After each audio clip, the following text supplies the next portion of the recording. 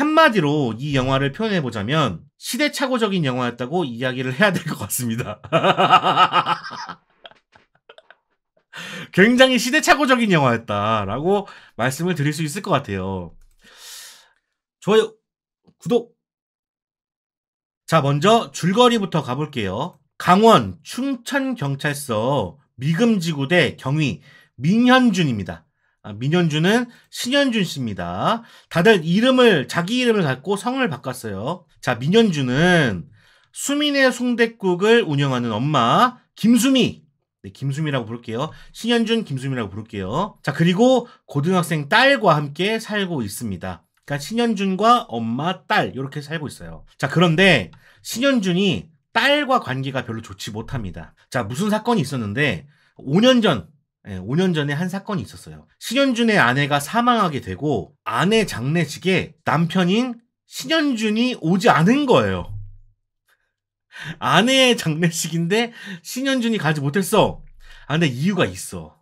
자, 이유는 춘천강력계 형사였던 신현준이 강력계 형사였거든요. 원래는 저승파 보스 변준호, 정준호 씨입니다. 정준호라고 부를게요. 저승파 보스 정준호에게 끌려가서 이틀 동안 두들겨 맞고 그리고 감금을 당한 채로 그 다음에 또 발견이 돼서 병원 신세를 지면서 아내의 장례식에 가지 못했던 것이었죠. 신현준은 그 사실을 왜 얘기를 못했냐면 너무 창피해서, 내가 깡패들한테 쳐맞았다는 거를 알려주지 못하는 거지. 너무 창피해서. 그래서 미처 딸에게는 말하지 못했고 딸도 계속해서 오해를 하고 있는 중이에요. 그래서 딸과 신현준의 관계가 굉장히 소홀하고 있습니다. 그러니까 5년 동안 말을 안 한 상태야. 자, 그러던 어느 날 담배를 피러 옥상에 올라갔다가 신현준이 번개를 맞게 됩니다. 그런 상태에서 말표 마력이라는 음료수를 마실 때마다, 에너지 드링크 같은 거예요. 에너지 드링크를 마실 때마다 다른 사람들의 마음을 들을 수 있는 초능력이 생기게 되는 거예요. 프로페서 X 같은 거지.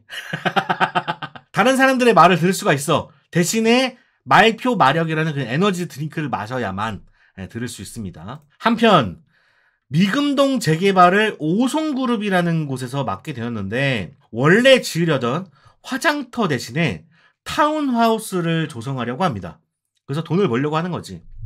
그래서 오송그룹의 회장 조원희와 춘천시 국회의원 송의원, 그리고 신현준을 감금시켰던 조직폭력배 두목 정준호가 결탁해서 춘천 시민들의 땅을 무력으로 빼앗아 자신들의 이익을 실현하려고 합니다. 그러니까는 어떤 그룹이 돈을 처먹으려고 춘천 시민들을 이제 짓밟는 거야.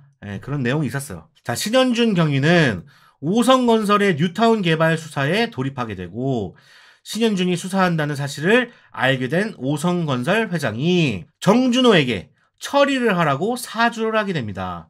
자, 그래서 정준호는 신현준의 딸을 납치하게 되는데 과연 신현준은 딸을 구해낼 수 있을 것인가?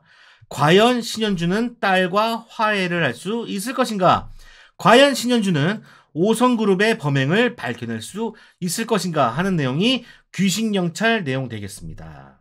자, 작품 설명 드리도록 하겠습니다. 감독은 김영준 감독님이시고요. 이력이 아주 화려하십니다.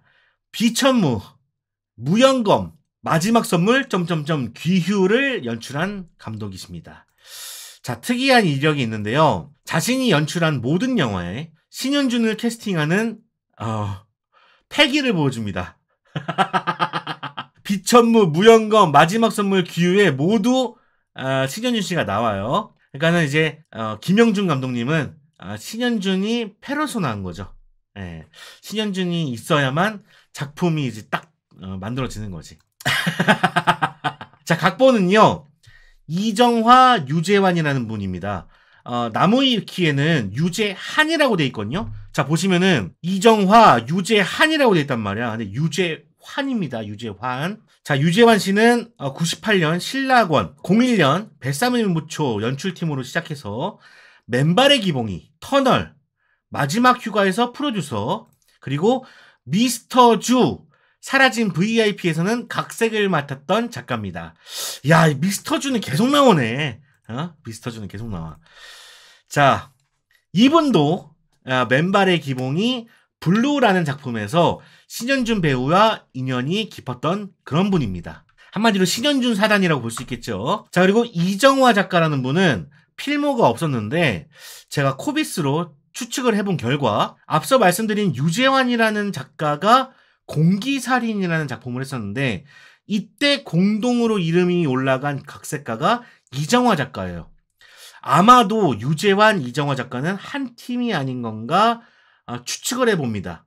아니면은 이게 이름이 유재환 남자 이름이고 이정화 여자 이름이잖아요. 혹시 부부 사이인가 생각이 들기도 합니다. 아닐 수도 있습니다. 네. 자, 추측을 해본 거예요. 자, 출연은요. 신현준, 김수미, 최시연, 정준호 배우가 나옵니다. 자, 김수미 씨의 유작이 되겠고요. 유독 우정 출연이 많은데요. 김병만 씨, 김은국 씨, 윤박, 황보라 씨가 출연을 하게 됩니다. 그 이유는 조금 뒤에 알려드릴게요. 그리고 최시연이란 배우가 나오는데 아주 이쁩니다. 대성하실 것 같아요. 말씀드리고요. 자, 러닝타임은요 106분이고요 1시간 46분 39초입니다 2시간이 안 되는 시간을 가지고 있어요. 자, 구성은요 번개를 맞는 장면까지 전반부 24분, 그리고 능력을 밝히는 장면까지 30분, 그리고 딸과의 화해 23분, 중반부가 총 53분입니다. 그리고 하이라이트 엔딩이 후반부 24분이 해서 1대 2대 1의 비율을 가지고 있는데요. 독특한 점이요. 후반부 24분에 중심 이야기가 다 들어가 있어요. 이게 무슨 소리냐? 영화를 보시면 압니다. 그러니까 후반부 24분에 중심 이야기가 다 들어가 있고 이 앞부분은 중심 이야기가 아니라는 거죠. 네, 이렇게까지만 말씀드릴게요. 자, 이 작품은요 한 3가지 이야기를 담고 있습니다. 이 작품이 3가지 이야기나 담고 있어? 이렇게 생각하실 수 있는데 3가지의 이야기를 담고 있습니다. 자, 첫 번째, 자, 코미디입니다. 영화 귀신경찰은 온 가족이 볼 수 있는 코미디 장르 영화입니다. 그래서 설 전주에 개봉을 하게 됐죠. 귀신경찰의 코미디는 신현준을 중심으로 다룹니다. 신현준과 김수미의 콤비, 그리고 신현준과 정준호의 콤비를 보여주게 되는데 기존 방송에서 보여지는 이미지를 그대로 따와서 선보입니다. 김수미와의 코미디는 모자란 아들, 혼내는 엄마, 그러니까 전형적인 관계를 보여주거든요. 김수미 씨가 맡았던 역할들 있잖아요. 뭐 임창정 씨와 뭐 한다든가 뭐 그런 역할들을 똑같이 보여주고 있어요. 자, 그러면서 김수미가 신현준을 후드러 까는 슬랩스틱이 대부분 코미디를 차지하고 있습니다. 그리고 정준호 씨와의 코미디는 예능에서 보여주는 앙숙 관계를 가감없이 보여줍니다. 누가 보면은 생활 토크하는 걸 촬영했나 할 정도의 자연스러운 모습을 보여주게 되죠. 여기서 재밌는 건 이 신현준 씨의 사견이 반영이 되었는지 신현준을 주인공으로 하고 선한 자로 표현을 하고 정준호를 악당, 아주 나쁜 쓰레기, 악한 자로 표현했다는 게 아주 재밌는 포인트라고 볼 수 있겠습니다. 콤비 코미디 말고도 원맨쇼 코미디를 대부분 보여주게 되는데요. 번개에 감전된 연기라든지 막 이런 거 있잖아. 그리고 감전이 돼서 후유증이 도진 연기라든지 막 이러고 있어.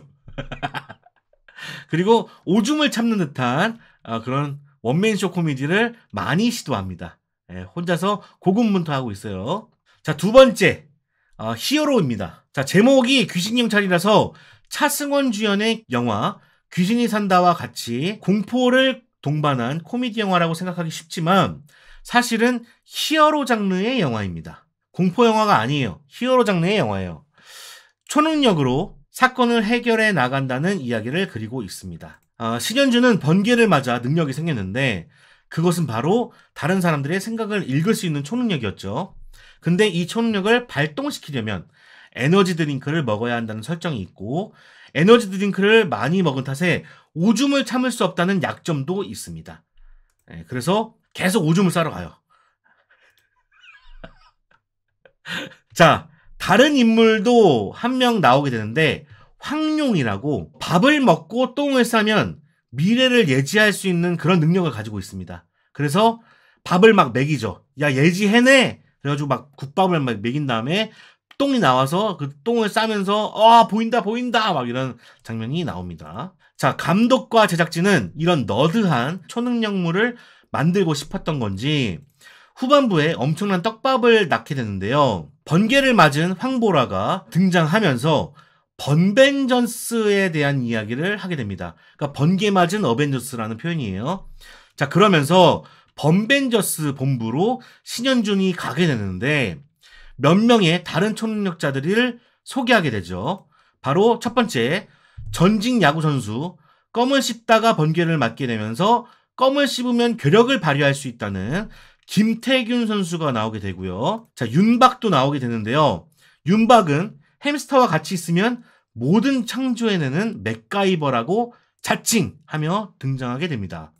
자, 그리고 무당인 김변만 씨도 등장하게 되고요. 그래서 이들을 번벤져스라고 불러요.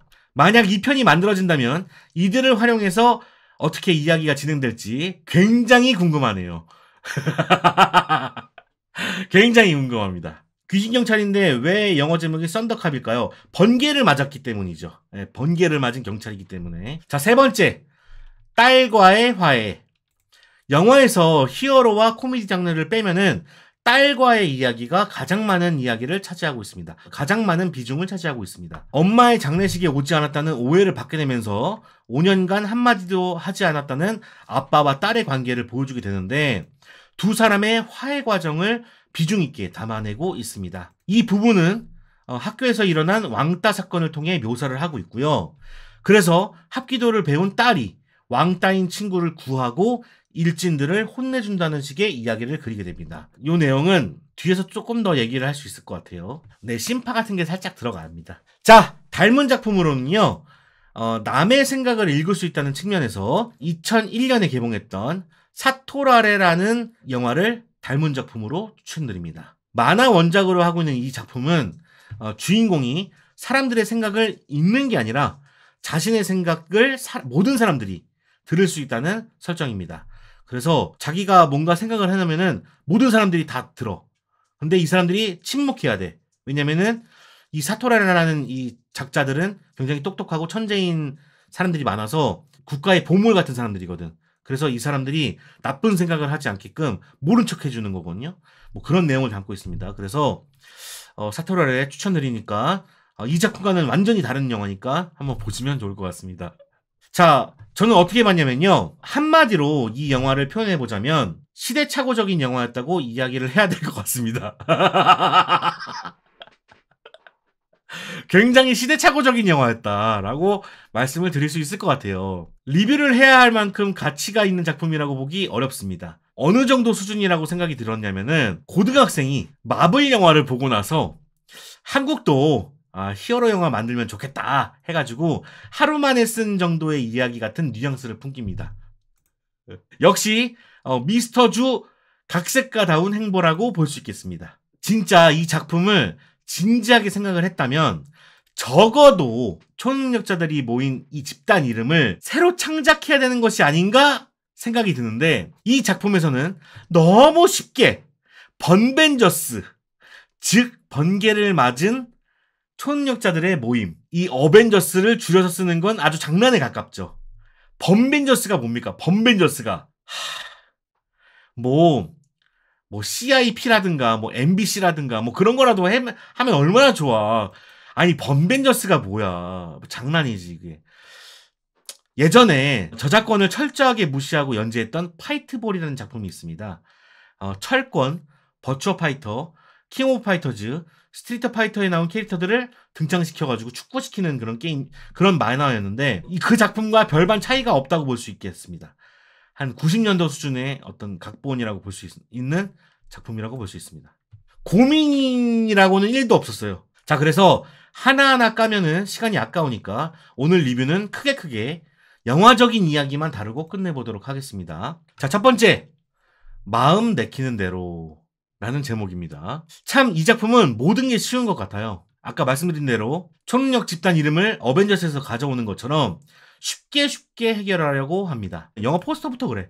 자, 영화 포스터에 보면은 신현준 배우와 김수민 배우가 함께 있는 모습을 그리고 있는데 뭐 사실 포스터만 보면은 상당히 감동스럽죠.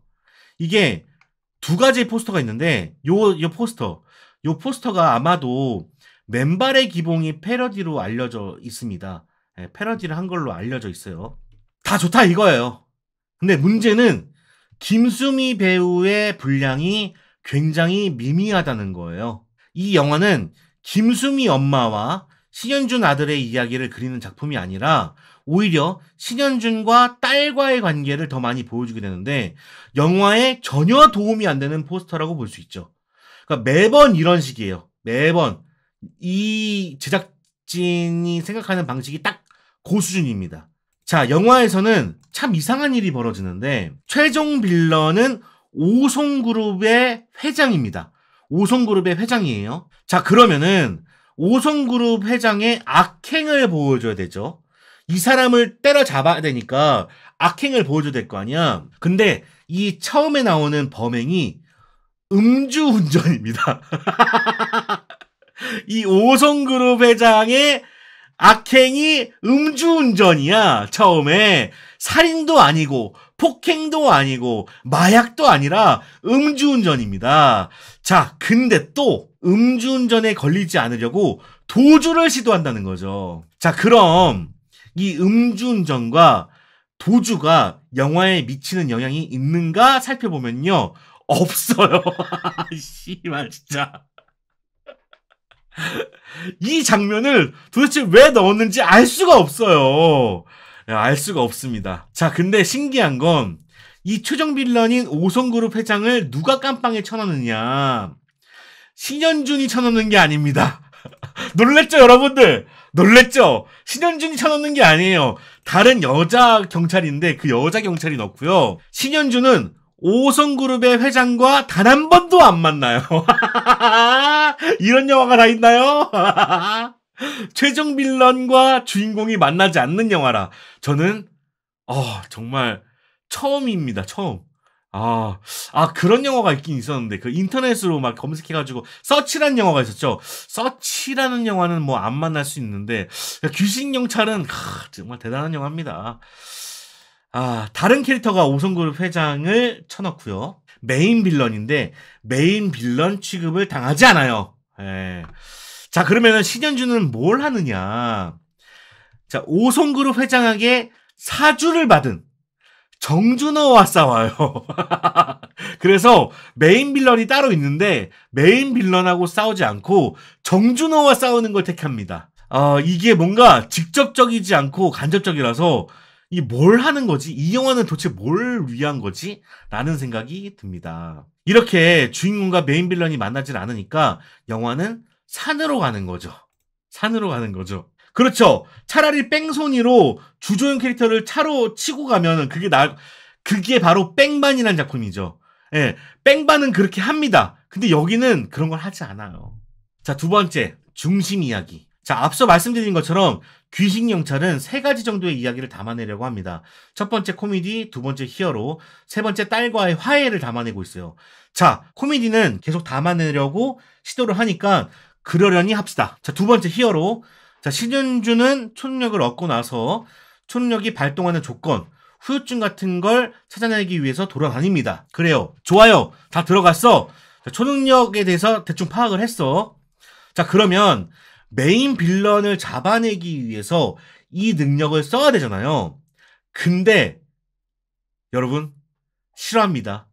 이 초능력을 메인 빌런을 찾아내는데 쓰지 않습니다.